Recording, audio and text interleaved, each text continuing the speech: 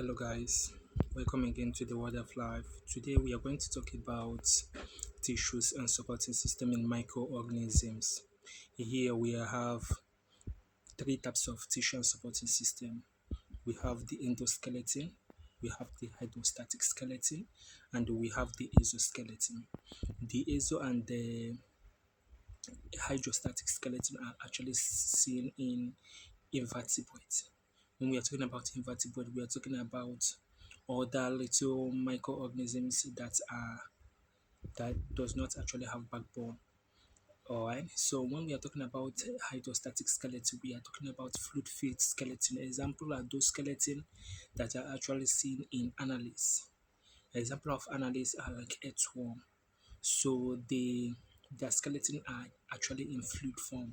So when they want to make a movement, they will make that movement with the aid of the pressure exerted on their tissue by the hydrostatic skeleton.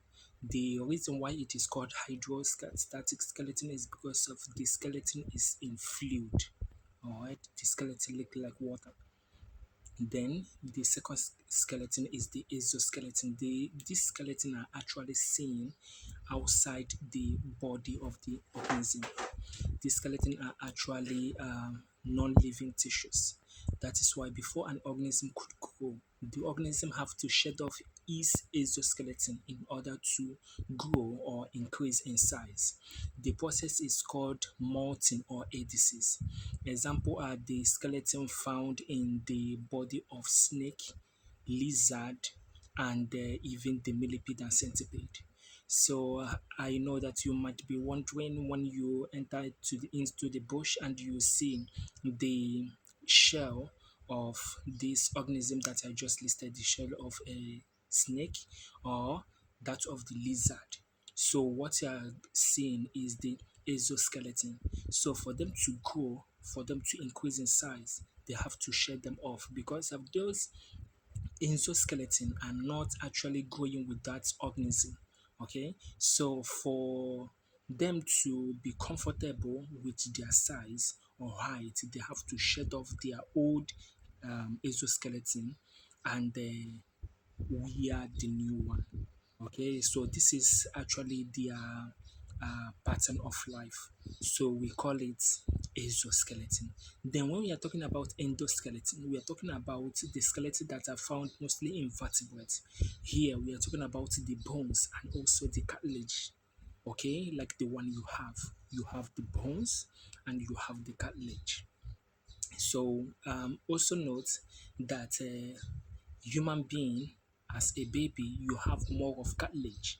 That is the reason why if you check the ultrasound or the x-ray of a newborn baby you will find 306 bones, and in adults you are now having 206 bones different of 100.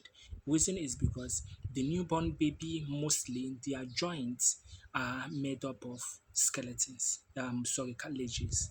Okay, so as they grow some cartilages now becomes bones. Okay, so this is actually about the tissue and the supporting system.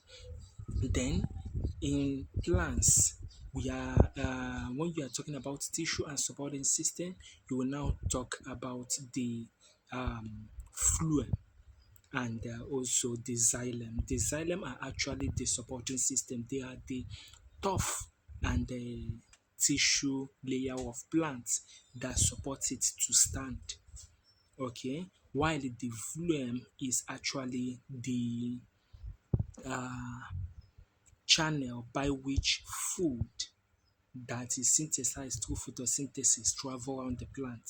But the xylem helps in the transport of minerals and the water and also help the plant to stand still and also to help it to withstand pressure from the wind.